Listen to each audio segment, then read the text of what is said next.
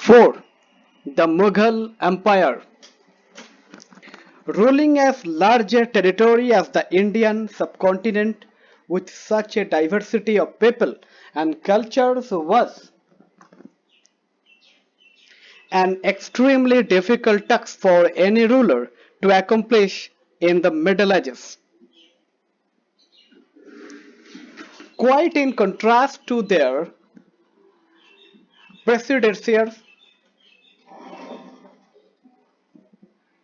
predecessors, the Mughal created an empire and accomplished what had hitherto seemed possible for only short periods of time. From the latter half of the 16th century, they expanded their kingdom from Agra and Delhi until in the 17th century they controlled nearly all the subcontinent. They imposed structures and administration and ideas of governance that outlasted their rule, leaving a political legacy that succeeding rulers of the subcontinent could not ignore. Today, the Prime Minister of India addresses the nation on Independence Day from the ramparts of the Red Fort in Delhi, the residence of the Mughal emperors. Figure the Red Fort.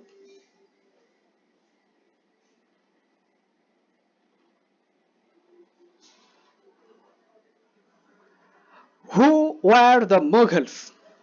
The Mughals were descendants of two great lineages of rulers. From their mother's side, they were descendants of Genghis Khan, died 1227, the Mongol ruler who ruled over parts of China and Central Asia. From their father's side, they were the successors of Timur, died 1404, the ruler of Iran, Iraq and modern-day Turkey. However, the Mughals did not like to be called Mughal or Mongol. This was because Genghis Khan's memory was associated with the massacre of innumerable people. It was also linked with the Uzbeks, their Mongol competitors. On the other hand, the Mughal were.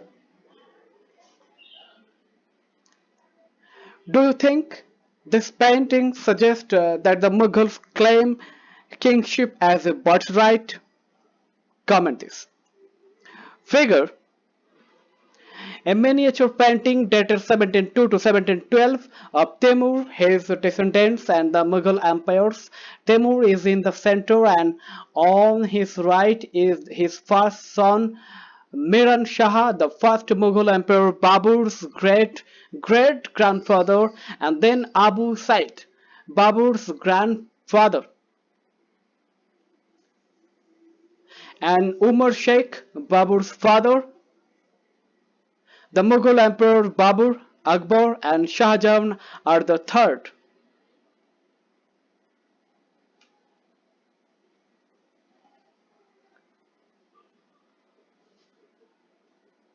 Fourth and fifth individuals on Timur's right, on his left.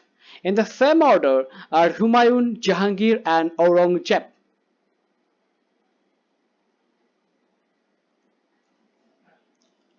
Proud of their Timurid ancestry, not least of all because their great ancestor had captured Delhi in 1398. They celebrated their genealogy pictorially, each ruler getting a picture made of Timur and himself. Take a look at figure 2, which is somewhat like a group photograph.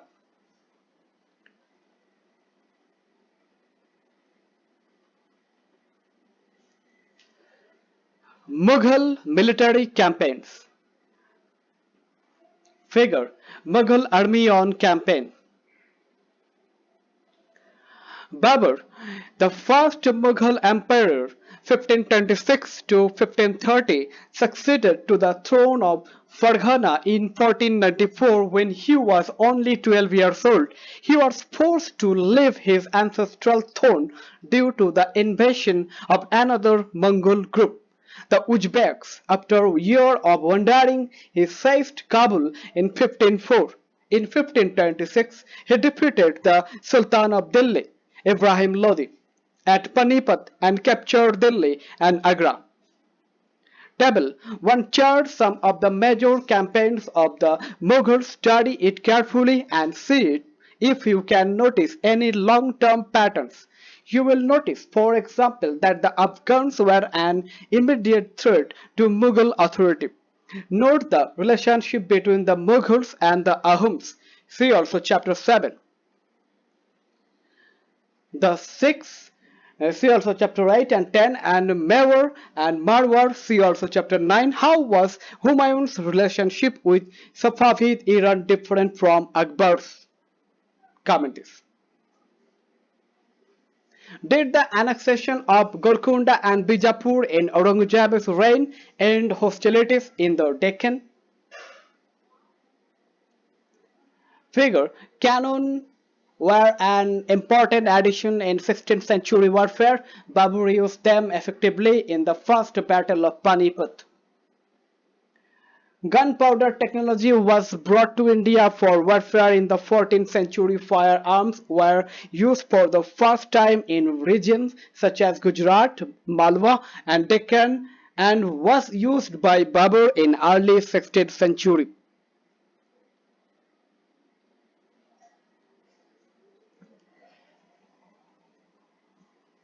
Table 1. Mughal emperors. Major campaigns and event. Babur 1526 to 1530. 1526 defeated Ibrahim Lodi and his Afghan supporters at Panipat. 1527 defeated Rana Shanga, Rajput rulers and allies at Khanwa. 1528 defeated the Rajputs at Chanderi, established control over Agra and Delhi before his death.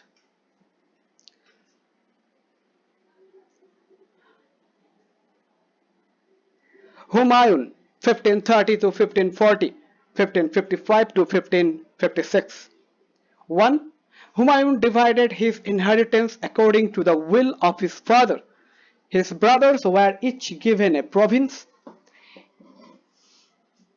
The ambitions of his brother Mirza Kamran weakened Humayun's cause against Afghan competitors. Sher Khan defeated Humayun at Chausa 1539 and Kannauj 1540, forcing him to flee to Iran. 2.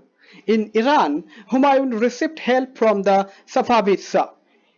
He recaptured Delhi in 1555 but died the next year after an accident in this building.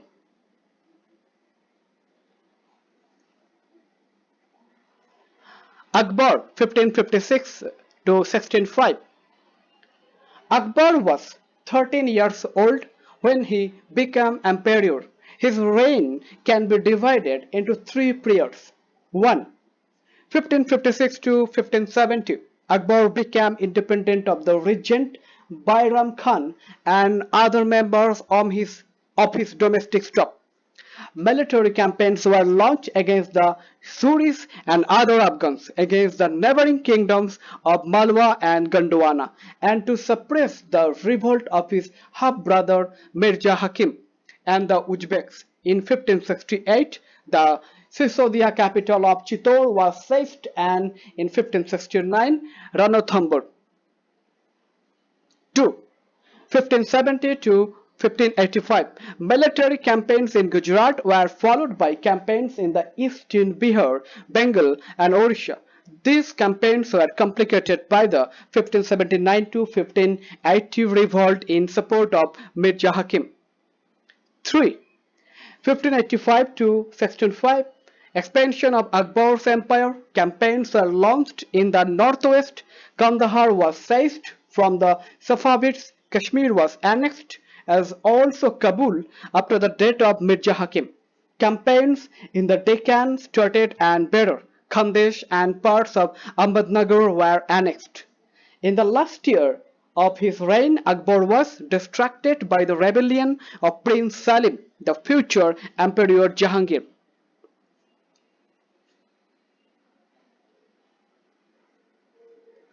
Jahangir, 1605 to 1627. Military campaign started by Akbar continued. The Sisodia ruler of Mewar, Amar Singh, accepted Mughal service less successful campaigns against the Sikhs. The Ahams and Ahmednagar followed. Prince Khurram, the future Emperor Shah Jahan, rebelled in the last year of his reign. The effort of Nur Jahan, Jahangir's wife, to marginalize him were unsuccessful. Shah Jahan, 1627 to 1658. Mughal campaigns continued in the Deccan under Shah Jahan. The Afghan noble Khan Jahan Lodi rebelled and was defeated. Campaigns were launched against Ahmednagar. The Bundelas were defeated and Orcha seized.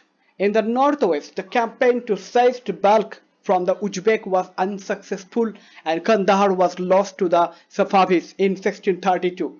Ahmednagar was finally annexed and the Bijapur forces sued for peace. In 1657 to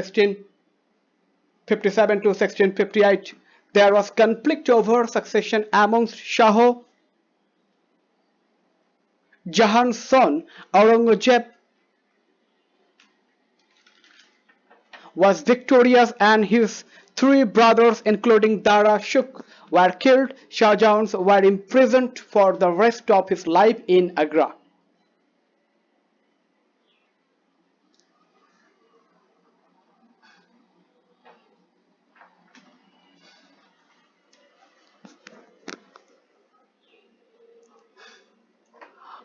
Aurangzeb 1658 to 1707.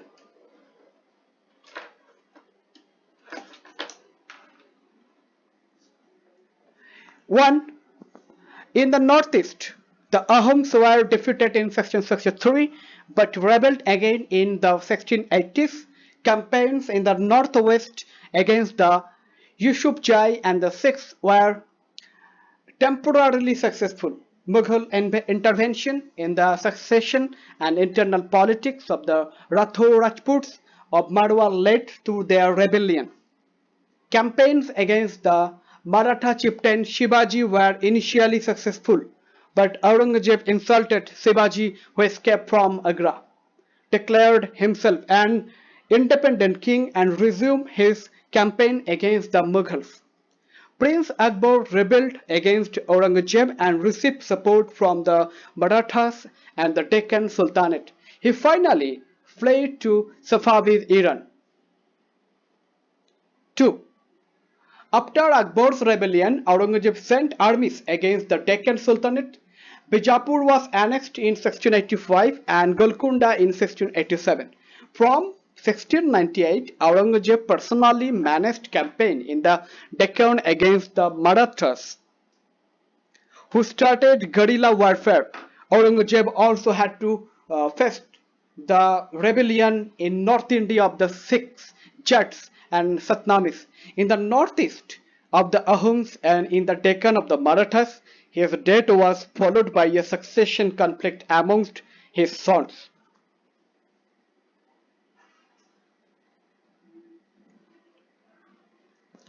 Map 1.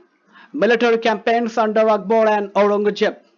Kabul, Kandahar, Srinagar, Kashmir 1586, Lahore, Punjab, Panipat, Delhi, Mathura, Agra, Fatehpur Sikri, Amber, Ajmer, Sindh, Chittor, Ranthambore, Chittor 1568, Ranthambore 1569, Allahabad, Patna 1574, Bengal 1574, Gujarat 1572, Malwa 1561, Gondwana, Odisha, Bedar, Ahmednagar, Bijapur 1685, Golconda 1687, Arabian Sea, Bay of Bengal.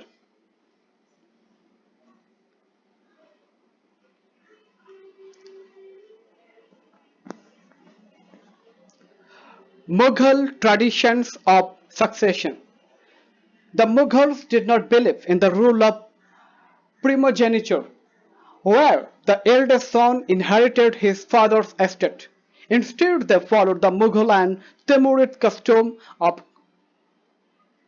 coparcenary inheritance, or a division of the inheritance amongst all the sons. Follow the highlighted passages in Table 1 and note the evidence for rebellions by Mughal princes. Which do you think is a fairer division of inheritance? Primogeniture or coparcenary?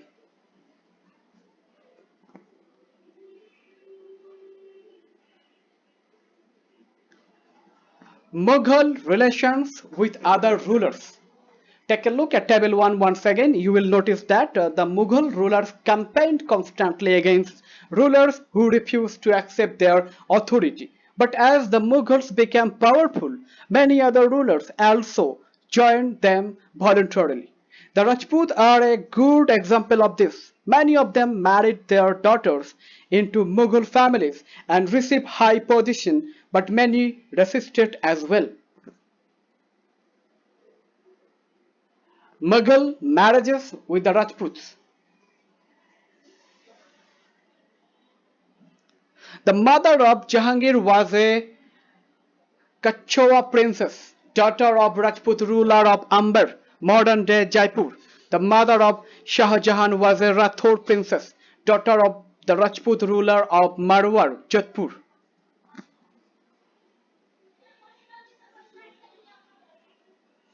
The Sisodia Rajputs of Mewar refused to accept Mughal authority for a long time. Once defeated, however, they were honorably treated by the Mughals, given their hands Watan back as assignment Watan Jagir.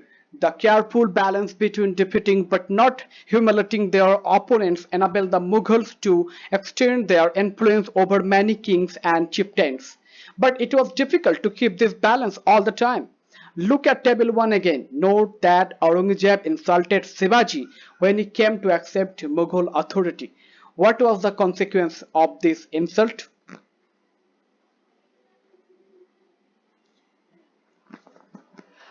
Mansabdars and Jaigirdars.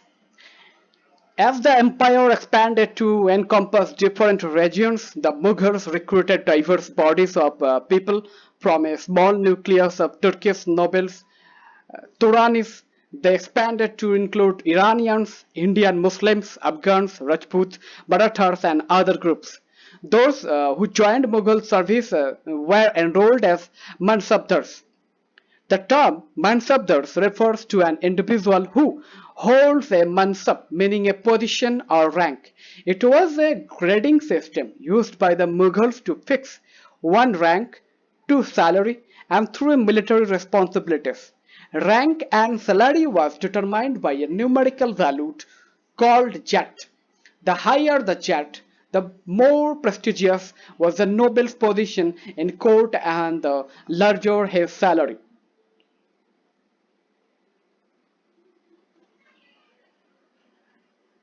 Jet ranking. Nobles with a jet of 5,000 were ranked higher than those of 1,000. In Akbar's reign, there were 29 Mansabdars with a rank of 5,000 jet. By Aurangzeb's reign, the number of Mansabdars had increased to 79. Would this have meant more expenditure for the state? Comment this. The Mansabdar's military responsibilities required him to maintain a specified number of sawar or cavalrymen. The Mansabdar brought his cavalrymen for review, got them registered, their horses branded, and then received money to pay them as salary. Mansabdars received their salaries as revenue assignment called jagirs, which were somewhat like iktas, but unlike maktis, most Mansabdar did not actually reside in or administer their jagirs. They only had rights to the revenue of their assignment, which was collected for them by their servants, while the Mansabdars themselves served in some other part of the country. Figure a Mansabdar on march with his sawars. In Akbar's reign, these jagirs were carefully assessed so that their revenues were roughly equal to the salary of the Mansabdar. By Aurangzeb's reign, this was no longer the case and the actual revenue collected was often less than the granted sum. There was also a huge increase in the number of mansabdars, which meant a long wait before they received a jagir. These and other factors created a shortage in the number of jagirs. As a result, many jagirdars tried to extract as much revenue as possible while they had a jagir. Aurangzeb was unable to control these developments in the last year of his reign, and the peasantry therefore suffered tremendously.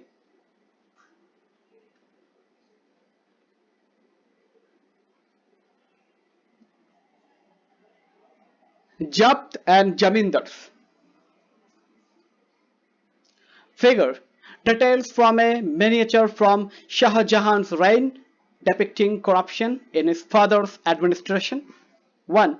A corrupt officer receiving a bribe, and 2. A tax collector punishing poor peasant.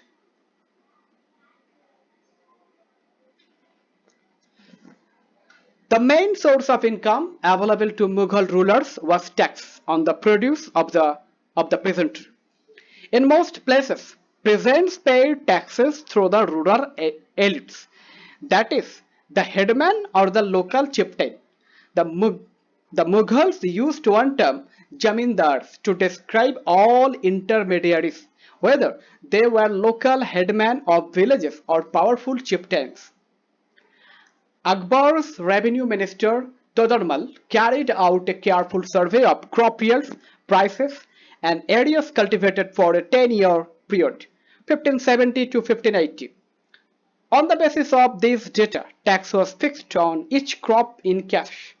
Each province was divided into revenue circles with its own schedule of revenue rates for individual crops. This revenue system was known as Japt. It was prevalent in those areas where Mughal administrators could survey the land and keep very careful accounts. This was not possible in provinces such as Gujarat and Bengal. In some areas, the jamindars exercised a great deal of power. The exploitation by Mughal administrators could drive them to rebellion. Sometimes jamindars and peasants of the same caste allied in rebelling against Mughal authority. These peasant revolts challenged the stability of the Mughal Empire from the end of the 17th century.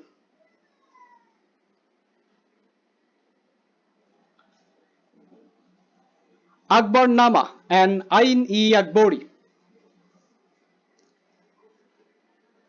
Akbar ordered one of his close friends and courtiers, Abul Fazl, to write a history of his reign. Abul Fazl wrote a 3-volume history of Akbar's reign, titled Akbarnama. The first volume dealt with Akbar's ancestor, and the second volume recorded the events of Akbar's reign. The third volume is the Ain-e-Akbari. It deals with Akbar's administration, household army, the revenues, and the geography of his empire. It also provides rich details about the traditions and culture of the people living in India. The most interesting aspect about the Ain-e-Akbari is its rich statistical details about things as diverse as crops, yields, prices, wages, and revenues. Figure: Akbar receiving the Akbarnama from Abul Fazl.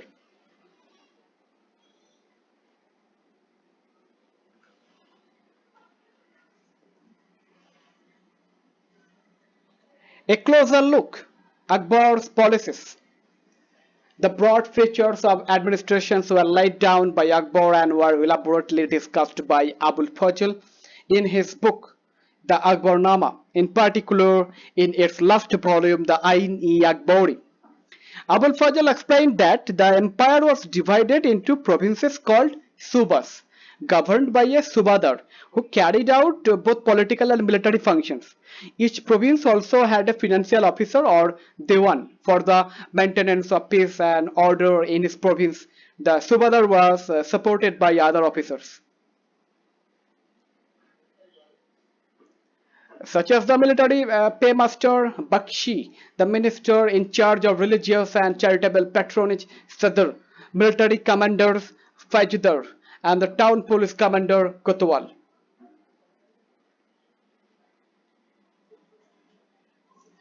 Nur Jahan's influence in Jahangir's court. Meher-un-Nisa married the Emperor Jahangir in 1611 and received the title Nur Jahan. She remained extremely loyal and supportive to the monarch. As a mark of honor, Jahangir struck silver coins bearing his own titles on one side, and on the other the inscription struck in the name of the Queen Begum, Nur Jahan. The adjoining document is an order Farman of Nur Jahan. The square seal states command of Her Most Sublime and Elevated Majesty Nur Jahan Padshah Begum. The round seal states, by the son of Shah Jahangir, she became as brilliant as the moon. May Nur Jahan Padshah be the lady of the age. Figure: Nur Jahan's Farman.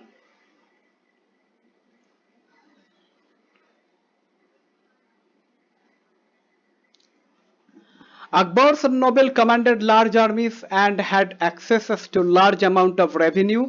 While they were loyal, the empire functioned efficiently, but by the end of the 17th century, many nobles had built independent networks of their own. Their loyalties to the empire were weakened by their own self-interest. While Akbar was at Fatehpur Sikri during the 1570s, he started discussion on religion with the ulema, Brahmins, Jesuit priests who were Roman Catholics and Zoroastrians. These discussions took place in the Ibadat Khana. He was interested in the religion and social customs of different people. Akbar's interaction with people of different faiths made him realize that religious scholars who emphasized rituals and dogma were often bigots.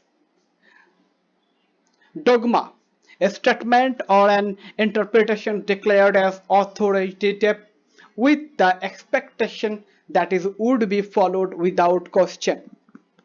Bigot, an individual who is intolerant of another person's religious beliefs or culture. Their teaching created divisions and disharmony amongst his subjects. This eventually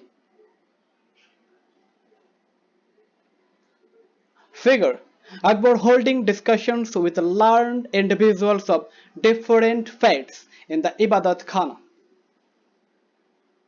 Can you identify the Jesuit priest in this picture? Comment this. Led Akbar to the idea of Sulikul or universal peace. This idea of tolerance did not discriminate between people of different religions in his realm. Instead, it focused on a system of ethics, honesty, justice, peace that was universally applicable. Abul Fazl helped Akbar in framing a vision of governance around this idea of Sulikul. This principle of governance was followed by Jahangir and Shah Jahan as well.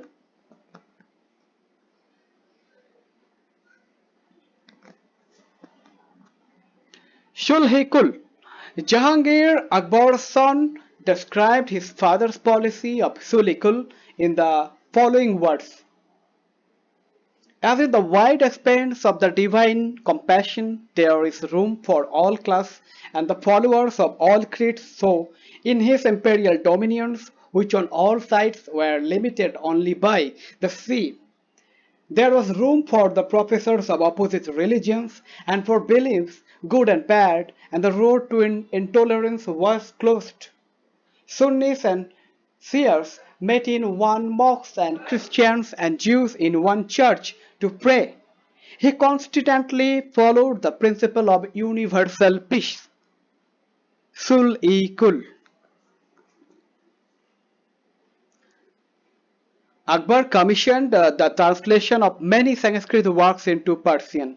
A Maktab Khana or translation bureau was also established at Fatehpur Sikri for this purpose. The Mahabharata, Ramayana, Lilavati, and Jagvasist were some of the notable Sanskrit works that were taken up for translation. The Rajmanama Persian translation of the Mahabharata contains lavish illustration of the events of Mahabharata.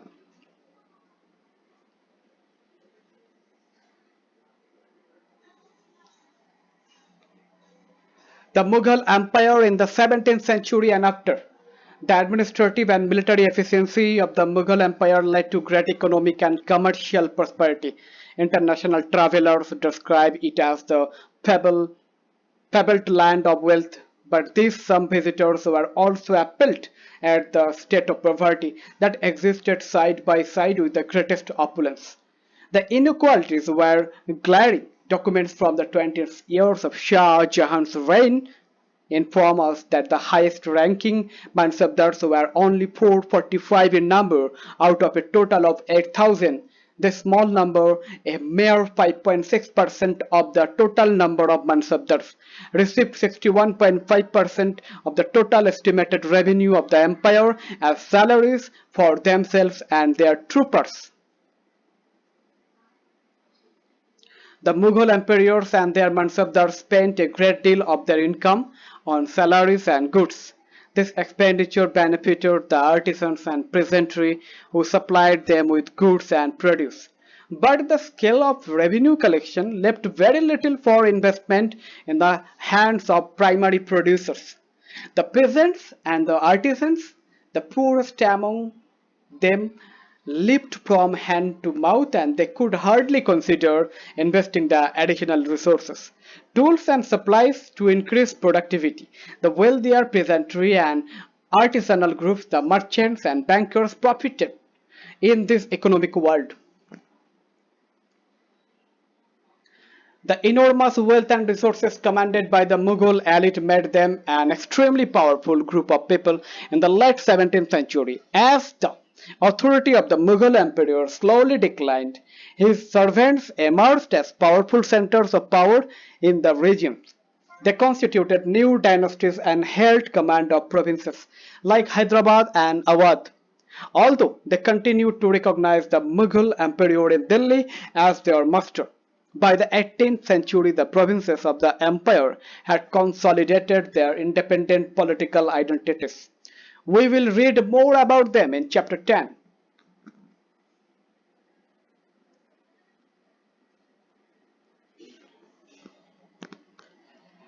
Kings and queens elsewhere. There were several great monarchs, all their contemporaries, in different parts of the world in the 16th century. This included the ruler of Ottoman Turkey, Sultan Suleiman, 1520 to 1566. During his rule of the Ottoman state expanded into Europe, sieging Hungary and besieging Austria. His armies also seized Baghdad and Iraq, much of North Africa, all the way into Morocco. Acknowledged Ottoman authority. Suleiman also reconstructed the Ottoman navy. The domination over the eastern Mediterranean brought the navy into competition with Spain. In the Arabian Sea, it challenged and Portuguese. The monarch was given the title of Al-Kanoni, the lawgiver, because of the large number of regulations, canon, passed during his reign. These were aimed to standardize administrative procedures throughout the expanding domains of the empire and specifically to protect the peasantry from forced labor and extraordinary taxes. Later in the 17th century, when public order declined in the Ottoman domains, the reigns of Suleiman Kanuni was remembered as a period of ideal governance. Find out more about Akbar's other contemporaries. The ruler of England, Queen Elizabeth I, 1558 to 1603. The Safavid ruler of Iran, Shah Abbas, 1588 to 1629, and the more controversial Russian ruler Caesar Ivan IV Vasilovich, also called Ivan the Terrible, 1530 to 1584.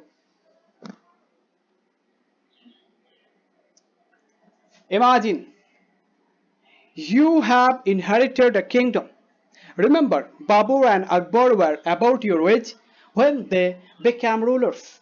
How would you make your kingdom stable and prosperous? Comment this. Let's recall. Do this and comment this.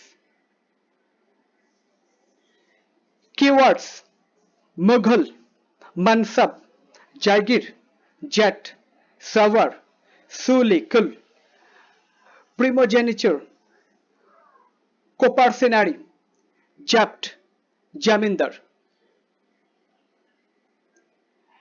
Let's understand, let's discuss, let's do this and comment this.